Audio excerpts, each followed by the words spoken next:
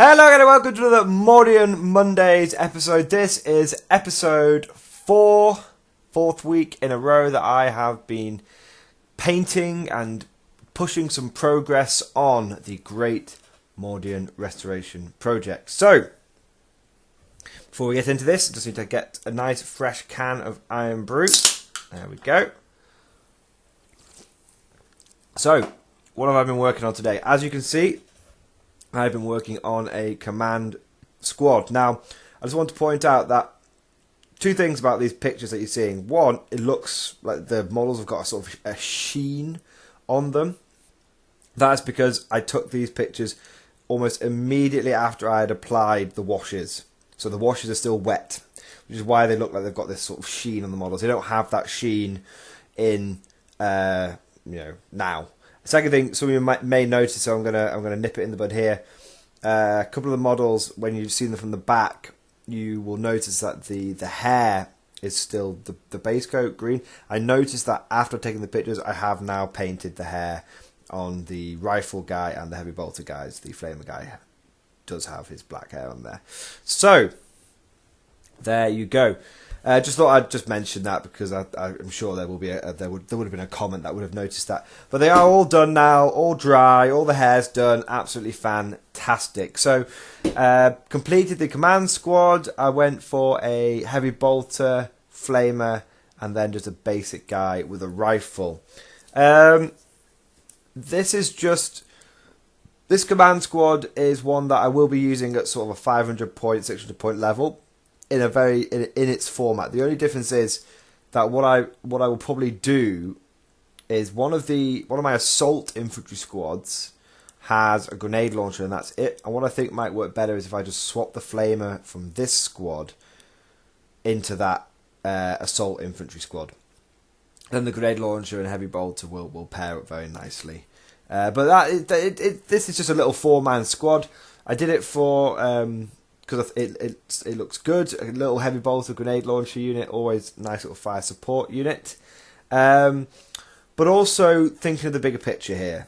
Thinking of the bigger picture, which is these command squads are a great. They're a smaller unit, which I can take a little bit more time on, put a bit more effort into when I'm doing my squad a week. But also they are a good excuse to paint up sort of special weapon and heavy weapon options whilst also completing full units, which bigger picture wise later down the road I might want to use that heavy bolter in a different squad. I might want to use that. I've already talked about that, using that flamer in a different squad. But these guys were models that were stripped down. They were thrown in one of the batches of Detol, and it just happened that there was sort of 4 or 5 guys that I could chuck together into a command squad. Gives me an extra unit. But also lets me paint something a bit different, but also at the same time gives me a few options. So there you go. I really enjoyed painting this unit. The rifleman is same old, nothing fancy there. But the flamer, classic Mordian flamer model. I only have one of these in my army. They are extremely rare. I have converted many other flamers. I think I've got another 4 converted Mordian flamers, which look fantastic. But I do just love this OG flamer. Colors if the color on the flamer tip is, I think it's scorpion brass or brass scorpion. I think I have it here. Yes, it is brass scorpion, in case anyone's wondering. The rest of the colours are the same. I also really enjoyed painting the heavy bolter model. One thing that's really... It's bittersweet painting these guys, because unless I get them from eBay for extortionate prices, I won't ever be able to get my hands on another classic Mordian flamer. And it is pretty extortionate. I mean, you can get them, if you're lucky... You'll find one for about £7 on eBay. You may have to pay postage on top of that as well, which is typically £3. So if I want another old school Mordian flamer, I will have to spend about £7 to £10 on it, which is a shame. This is one of the things it's making me a bit sad because they're not available. These Mordian heavy bolter teams are Very rare. I haven't seen one available on eBay, and I've been scouring. Same for things like the missile launchers. If you find Mordian las cannons everywhere, you find Mordian grenade launchers everywhere. That's cool. They're the preferred weapons. But some of these more, well, for the Mordians, more rare, not as favoured weapon slots, you'll struggle to find the models for. And it's a shame because it's making me think, unless I go on eBay, or the alternative, which is I don't want to do, I have to go down the recasting route, which I don't want to do. Not a lot of people do use recasts out there. Whatever works for you. For me, there's an element of quality, which can. When you buy from a recaster, there's a few people I know that almost exclusively buy from recasters, and they roll those dice. And what I mean by that is the quality you get can be extremely hit and miss. Sometimes you'll get things through that put Forge World to shame, put Games Workshop to shame. The next batch you order from exactly the same guy, just a joke. So that's a risk I don't really want to take that risk, to be honest, because you've got no recourse, you can't send it back or anything. And I also have plenty of Mordians to be cracking on with. It's only for thinking in the future. I can only hope that there's someone always has some of these models tucked away. For example, I have about 7 or 8 Metal Valhallans tucked away. If I ever came across a guy who had original Metal Mordians and I've got these original Metal Valhallans, I'd just do a straight swap with him. That kind of thing probably crops up once a year. So I've got options. I've got options. Sometimes you just got to hope you snag those deals.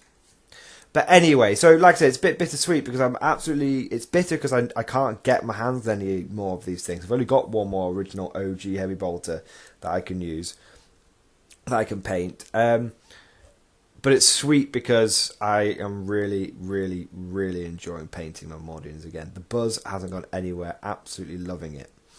Now, let's talk about something else, which is contrast paint. I have stayed quiet on contrast paint up until this point because I haven't had access particularly to contrast paint. I had a little go on a tester model in Games Workshop on an intercessor, painted up a couple of shoulder pads and a bit of a leg just to try some different colours out. But I haven't got my hands on contrast paint until this weekend, when it was available in my local Games Workshop. I think that's when it was released across the board.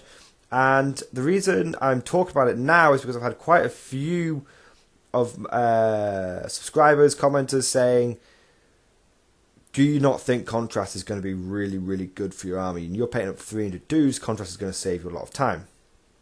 Okay, interesting, right? Because contrast, this is something Games Workshop's pushed. Contrast has been pushed to us as this is going to save you so much time.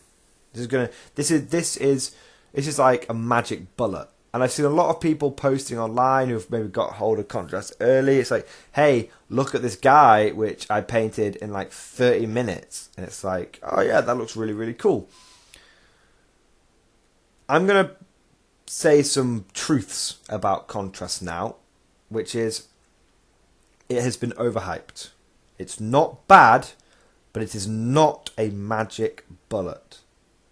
It will be extremely good for some armies and is next to useless on other armies. Okay? That is my position. Now let me explain it.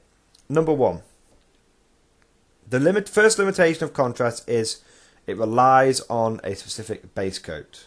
Okay? You must use light coloured base coats. You cannot, I was told by my Games Workshop guy, you cannot use any sort of dark base coat whatsoever. It has to be white, grey, or metallic. Okay, that's it pretty much. Okay, fair enough. That firstly limits me as on the Mordian Great Mordian Restoration Project, because my colour scheme, as you can see, it's quite dark. It's a dark, deep green. It's green. It's not black. It's just a deep royal green. It's not a bright green. It's it's dark. So when I've immediately tried my contrast paints on my Mordians, the guys I did in contrast paint were much lighter. Much lighter. So it's very good to having a bright, vibrant army, but I don't have a bright, vibrant army.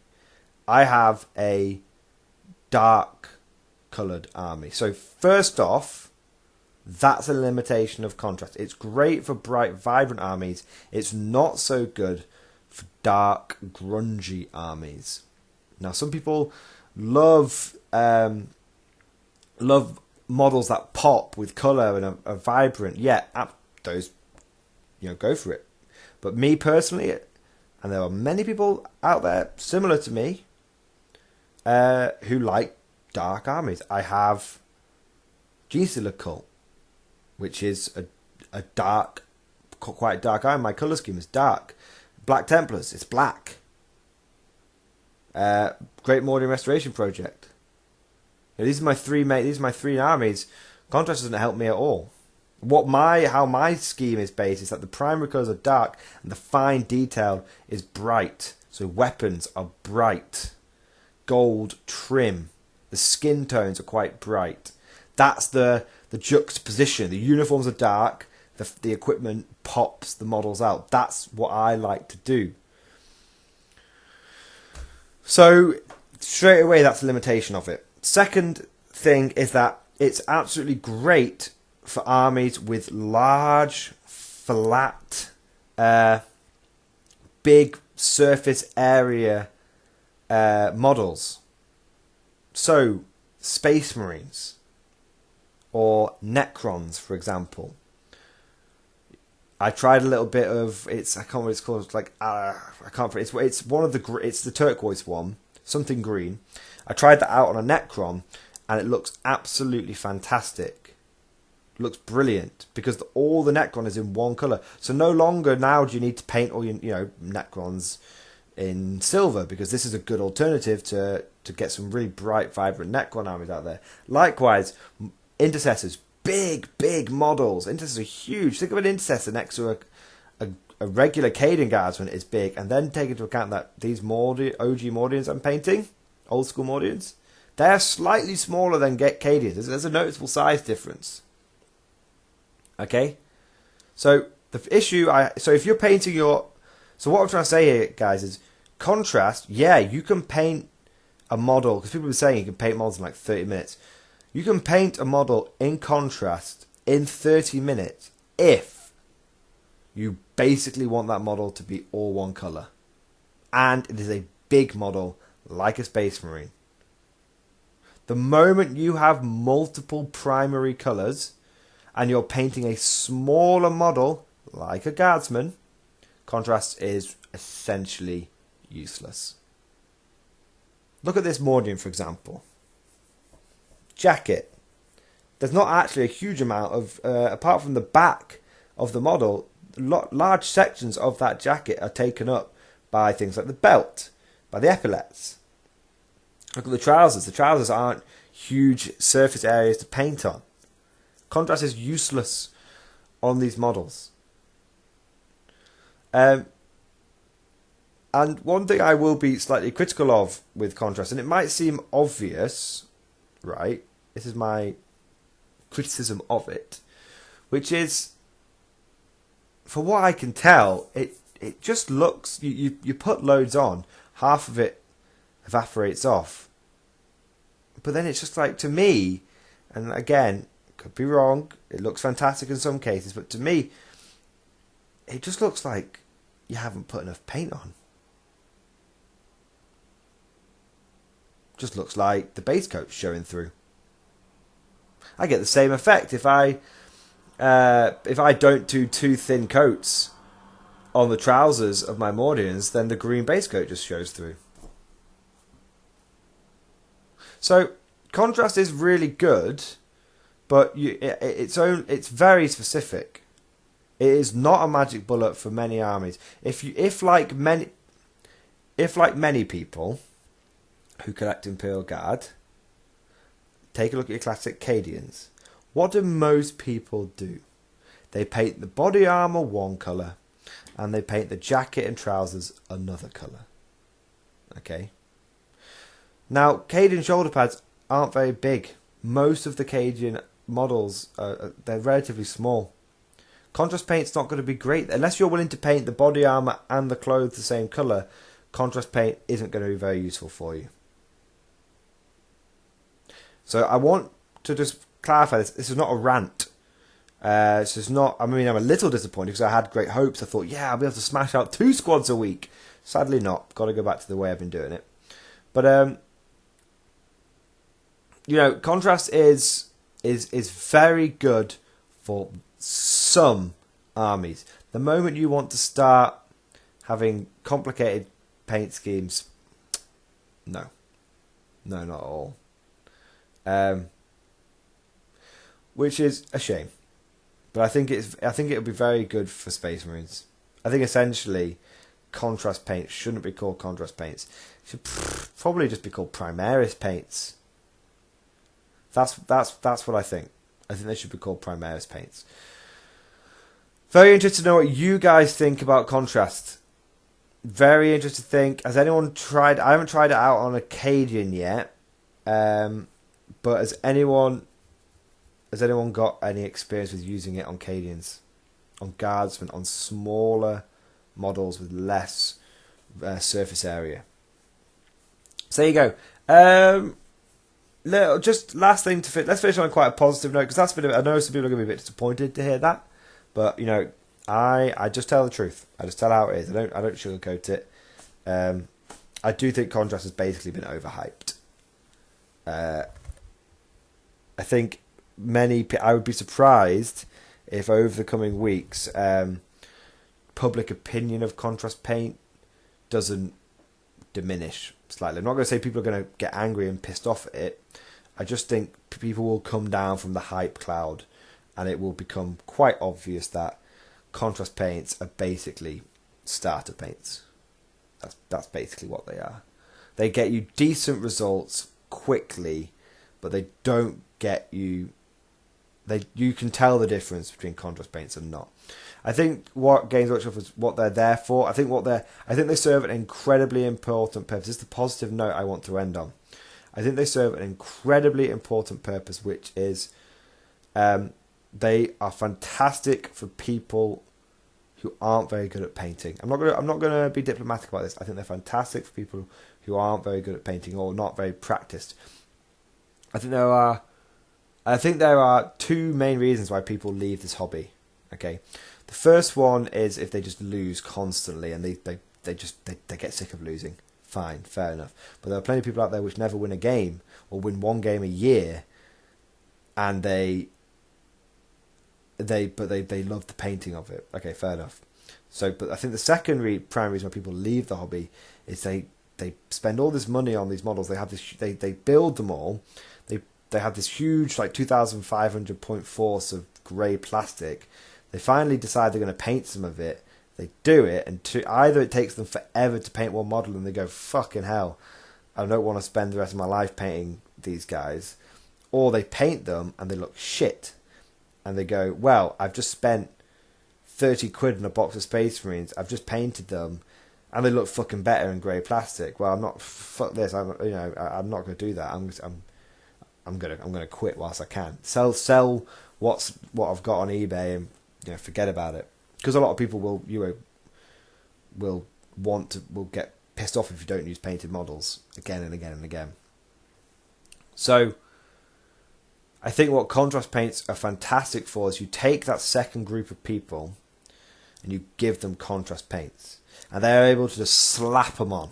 Absolutely just slap them on. What's the beginner army everyone starts with? Space Marines. What do Games Workshop push now? Primaris Space Marines specifically. So you get your newbie painter guy who just slaps on a bunch of contrast, and hey presto, he's got an army which looks decent. From a distance, when it's all arrayed out and you're not looking at it at fine detail, you've got a tabletop army in a week. 2,000 point tabletop army in a week. Space Marine Primaris. Do that easy. And that's what it's good for. Then those people don't get pissed off, they don't leave, and we have a growing good community. And obviously Games Workshop likes it because they're going to buy more stuff. That's what I think Contrast is good at doing. It will help encourage players who hate painting to come up with simple schemes that they can execute easily, and they will get the good results that they want to get. So there you go, guys. Moving away from Contrast, back to the Great Mordian Restoration Project for a little bit. We're getting close to being able to field our first 500 point force. We're looking at... I have to paint 2 more infantry squads, I believe. 2 more basic infantry squads. I've got to paint a squad with a missile launcher and grenade launcher, and I've got to paint a squad with a melter gun, and the sergeant has las pistol and power sword.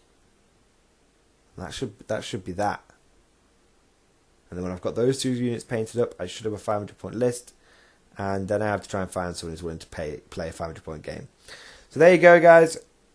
I hope you've enjoyed this video. Let me know your thoughts on Contrast. Let me know which unit you want to see painted up next. Do you want the melter gun painted up next, or do you want to see another power sword guy painted up, or do you want to see another missile launcher, grenade launcher squad painted up? Put down in the comments below. Thank you for listening, and of course, I will see you guys next time.